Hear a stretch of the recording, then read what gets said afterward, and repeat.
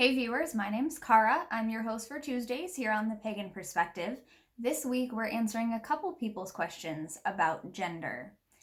This upcoming Friday, October 11th, is National Coming Out Day here in the United States, so happy early National Coming Out Day. I actually came out to my mom the day after National Coming Out Day, perpetually just a little bit late, on back when I was in college. So I came out to my mom at the time as bisexual. That is the word that I used. And only since then, I have only learned more about the different terms that are out there, the different ways that people see their sexuality, that people see their gender identity, all different types of things. And so I am still okay with people thinking of me as bisexual. I have embraced that the term pansexual is more applicable to me. Polysexual is another word that some people use. Basically, I love people regardless of gender identity, and we're talking about gender this week. So, the first question came from Jack, who just said that they wanted us to talk about, quote, your thoughts on transgender people and the difference between biosex and mental sex, end quote. So that's really vague and simple, and I'm not entirely sure kind of what they meant by this or where they're coming from, because that's all the information we have, right? Your thoughts on transgender people, they're people. What I don't see, that's what I mean. What do you expect us to say about that? I suppose that people who do not recognize transgender individuals might have a lot to say about their thoughts on transgender people. I, however, accept them and love them and recognize that they are people just like the rest of us, worthy of just as much respect and dignity and our attempts at understanding as much as possible. So that's my thoughts. They're people. And the next part, I somewhat disagree with the way this is worded. Biosex and mental sex. Gender is not the same as sex. So what I think of as the word sex refers to something biological. Gender refers to something social that has to do with our identity and how we see ourselves in relation to other people, and typically gender is socialized, meaning that what we think of as being masculine or feminine are things that we've been socially conditioned to think apply to those things, or that those words apply to. So I wouldn't have worded it the way that this person did. I would say it's a difference between biological sex and socialized gender and chosen gender identity. That's how I would say. So that's kind of the first one for me. The second question comes from MintyDandyDannie, who I have talked to a little bit, and who is one of our loyal viewers here, someone who actually auditioned to be on the channel and I would have loved to have on, but maybe in the future. So Danny, I hope you're doing well. We haven't chatted in a while, but Danny said, and the topics will be in the description as always, Danny said, I've been growing a lot and thinking about gender in paganism kind of got my gears grinding. So I suppose this is a place for questions. So here's my question. Supposing that there is a third gender as many believe and feel, how would you react? Would it still fit in with your current beliefs, or would it create a need for movement? How do you feel about the concept of a third gender that is not related to male or female in any way? End quote. So, yeah, absolutely. I don't know a lot about how trans people feel about these issues because I myself am not trans. I am what we call cisgender, which means I do identify primarily with the gender that has been socially assigned to match my biological sex. So my biological sex is assigned as female, and I identify with a feminine gender that makes me cisgender and not trans. So just for any of you who didn't already know that terminology, that's what that means. I do use either feminine or gender neutral or non-gendered pronouns. So I do prefer to use they, the singular they, them, their for my pronouns, but I also do accept she, her, hers because I am cisgender female. So I don't disidentify with those, but I do prefer non-gendered pronouns. I think it's a great thing for all of us to practice. And I am also totally cool with learning different types of pronouns that other people like to use and trying to fit those into my speech patterns. Because again, these are things that we are taught. These are things that are conditioned into us. And the only reason certain pronouns kind of feel weird on our tongue is because we're not used to saying them. So I prefer using the they, them, their. And someone actually recently got me a little pronoun patch that says they, them. I forgot I was going to bring it in this video and show you, but I'll post a picture of it on social media eventually. I haven't posted it yet, but someone got it for me for my birthday. It says they, them. And because that is something that people will do, is wear a little pin or a patch or something that lets people know your pronouns in case they are not in the practice of asking for people's pronouns. But yeah, I do now put my pronouns on like my social media bios, and I think I have them in the description of all my videos now because some people have asked. And I don't introduce myself with them at the beginning of every video, which is something else that I could do. I could say, my name is Kara, she, her, hers, they, them, their. Or I could just say, my name is Kara, my pronouns are she or they, and then continue on. But I have chosen to put it in writing because I am not used to saying it out loud all the time. But when I go places and I speak at different places or I present workshops and things like that, I do introduce myself verbally with my preferred pronouns, because I don't think that it's something that only people who don't use their assumed or socially assigned pronouns should have to do. I don't think that it should be something that only people deviating from the norm should have to put out there. I think we shouldn't assume anything about anybody ever.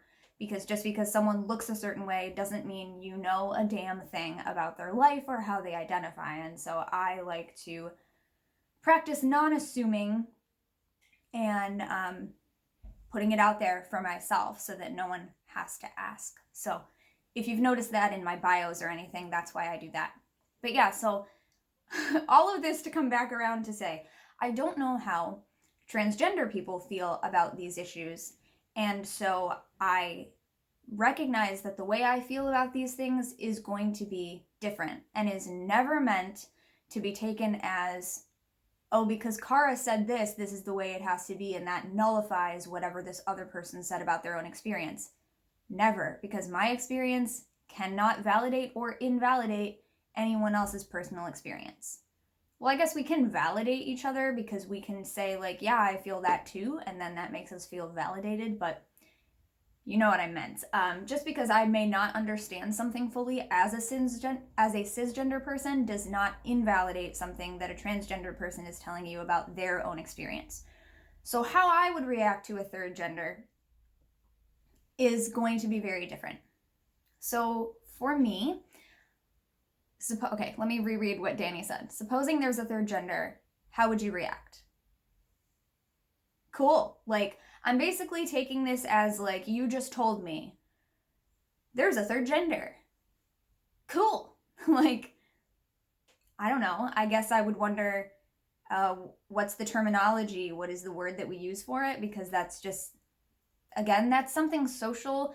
That's something that we're taught is like, and that's the way that our minds work, is that we want to be able to verbalize things in order to understand them. So that's definitely a tendency I have, is that I want to know like, okay, how do I respectfully interact with that third gender? What do I say? What are the words that I use? And so that is my first tendency, and that's definitely something that's taught. But yeah, cool. The next question is, would it still fit in with your current beliefs, or would it create a need for movement? This is an interesting place because I know that within paganism, a lot of people are thinking about like throughout our history and the way that certain paths view polarity, we tend to think that that means it is exclusive of anything beyond male, female, binary. And again, this is just my personal experience as a cis person, so I can't speak to how this affects transgender people and how they see it, how they react to it, and how they feel about it. But I have always seen that polarity as symbolic. And so therefore, to me, coming and telling me there's actually a third gender doesn't require any change for me, because I've always seen that polarity as two ends of a spectrum, that were those things in the polarity are identifying the extreme ends of that spectrum, and there has always been the space in between. So I know that not everybody has felt that way about polarity and the use of gender in paganism and in specific paths. So I know that just because I said that does not mean that that's how everyone sees it, but that is how I've always seen it. And so even now, like when I have people go back and ask me these questions, like, hey, is this path, transphobic because it talks about male and female?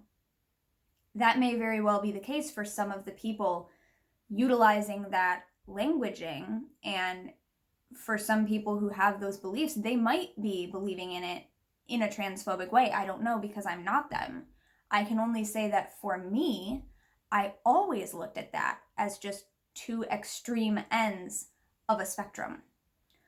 So yes, for me, that still fits in with my current belief system, and it does not create any strong need for movement on my part or changing the way that I see things. If anything, I like to challenge myself to specifically move more toward that new area, as it were. It's not new, but it's been there forever, but it's something that we're talking about more recently. So in that sense, it's new.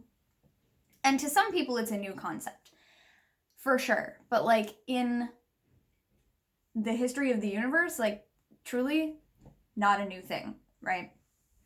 So yeah, for me, it would not create any strong sense of movement, other than I would want to give it its due, in the sense of, like I just explained earlier, I prefer to use non-gendered pronouns because I think it's important to normalize that use and not make it a weird thing that people don't understand because they've never heard it before, so it sounds strange, or they don't understand how to form sentences using a singular they and things like that. So if anything, that would be the movement. For me, would be a movement to embrace it even further than it already has been, to make it very clear that for me, that has always been part of my worldview. It's always been part of how I understand these concepts, and I believe that we need to embrace that further.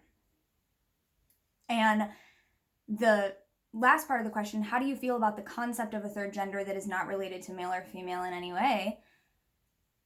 Sort of the same way as I said, like, what are your thoughts on transgender people? Like, I'm just like, cool, okay. I don't really have like a strong feeling in any way. To me, it makes sense. Like, of course, why wouldn't that be a thing? Why wouldn't there be more than that? Because it's that full spectrum idea. So that is how I feel about it. And I want to talk to you about something a little bit different, real quick. It's related, but I do feel like this thing that I'm about to share with you, it's a book, or it's a series of books actually, is probably one of the first instances I can remember in my life of having been exposed to the idea of a third gender, or any sort of gender identity beyond male and female. Because, as a kid, like, I didn't know a lot about even like intersex individuals. I didn't really know about that as a kid. So this is, I think, one of the first examples of a way that I was introduced to a third gender type of concept. and it was during college. It was required reading for one of my courses, and it is Octavia E. Butler's Lilith's Brood, which is actually a compilation of the entire trilogy of the books Dawn, Adulthood Rights, and Imago, I don't know how that's said, soft G, hard G, Imago.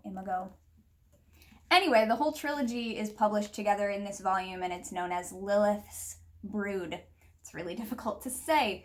So in these stories, there is, and it's been years since I've read these, so I don't even remember like any of the other terminology about like the species of creatures that she is interacting with, that Lilith is interacting with. But what I do remember, and what has stuck with me this entire time, is the fact that this other species, and this is set, far in the future, there are male and female members of the species, and then there are Olui, and they are non-gendered, no gender, all gender, like simultaneously. And it was, I think, the first time that I was really exposed to that type of concept. So this is a sort of a sci-fi book series, and yeah, I remember having discussions, because this was within a college course. We had a lot of discussions about the Ului and Uloi, and like how did we feel about the way that they were portrayed? How did we feel about the way that Lilith was interacting with them? Because of course we see through the eyes of the character as well. So as the character is sort of scrambling with these thoughts of like, what do you mean you're neither male nor female? And like, what is this? Like, what are you? I remember having a lot of discussions about that, and I just always thought it was really cool, and like, not like in the way of like, oh, this is really cool, and therefore I want to identify with that because I think it's cool, but just I thought it was very interesting in the way that it so clearly challenges the way that we think about the world. And so like we had all these discussions that like, why do we expect something to be one thing or another?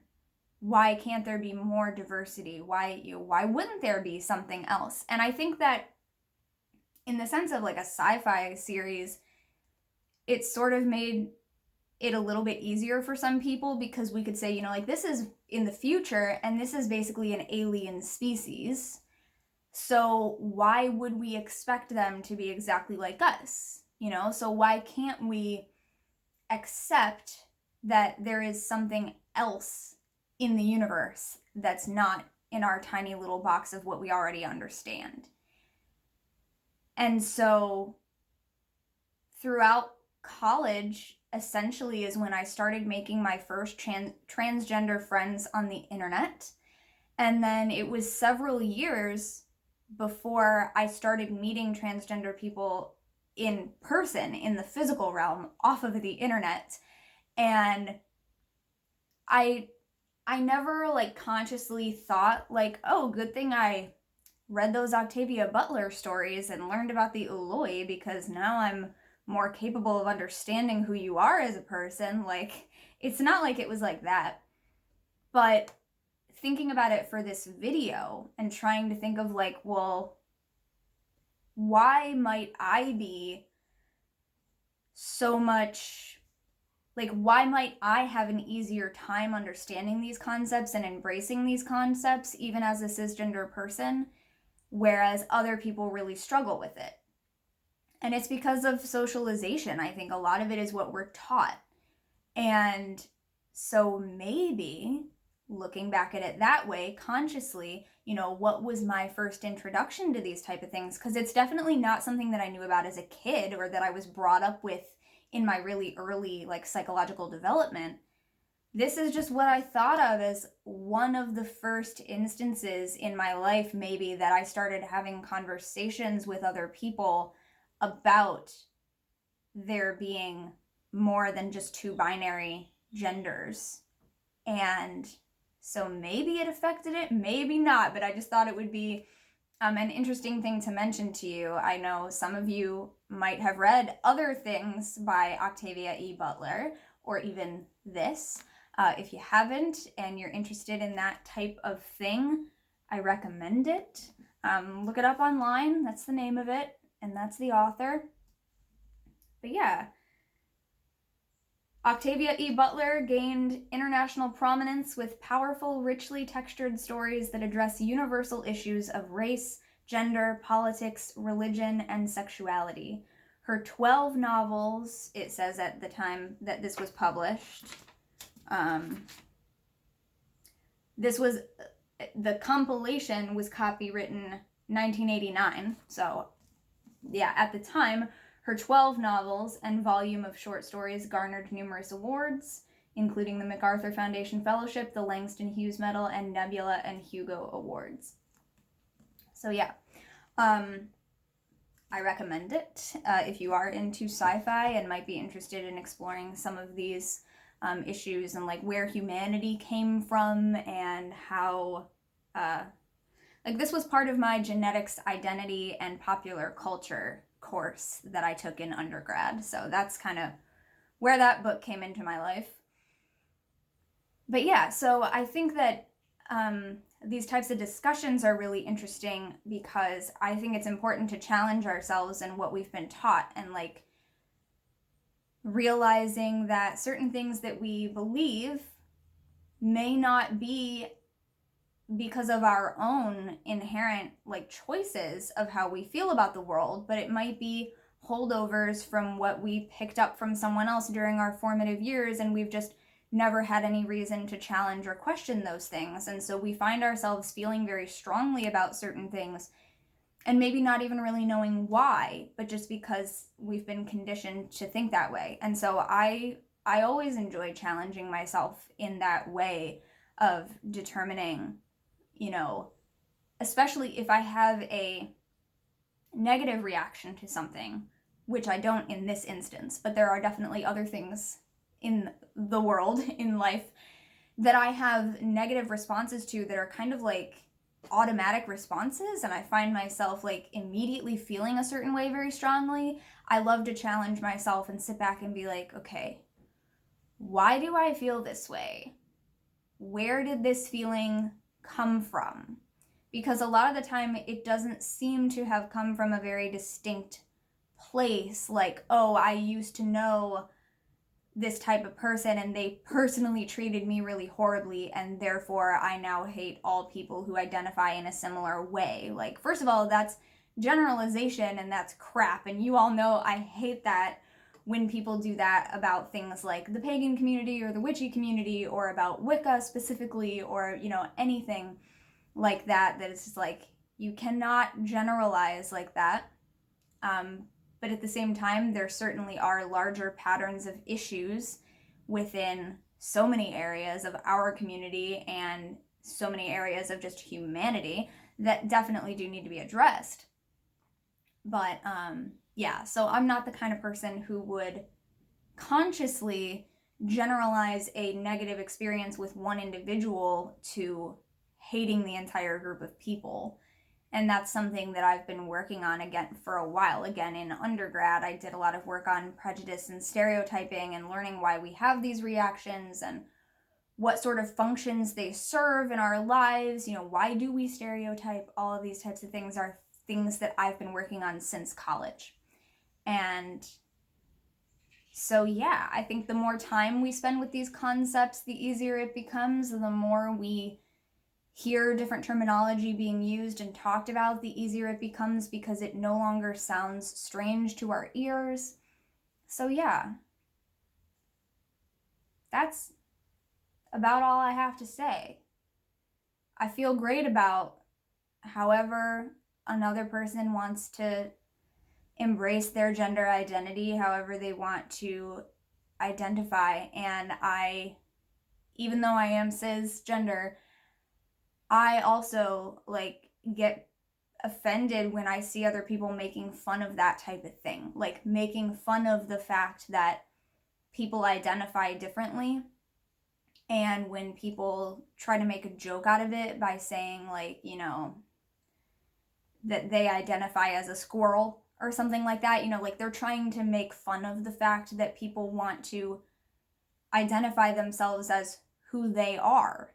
And I don't think that's funny whatsoever. I think that's extremely rude and shows an extreme lack of compassion, maybe even a bit of ignorance. It shows that you don't really know what this issue is about if you can't take it seriously. And so, yeah, I get offended by that because that's just not nice. It's just not nice. Be decent, be excellent to one another, as Oberon in Morning Glory and the Church of All Worlds would say. Be excellent to one another, and as I like to always remind you, and all my fellow nerd fighters, don't forget to be awesome. So, that's all I have for you this week. I know that's all I have for you, a 26 long video. It's 26 minute long video. Yeah, 26 long video, yeah. I have to go, I can't speak anymore. Thank you so much for watching and listening. Please keep the comments respectful. I have no doubt that most of you will, but I also know that there will be some ignorant, trolly people trying to say ridiculous things. Do not respond to it if it's there.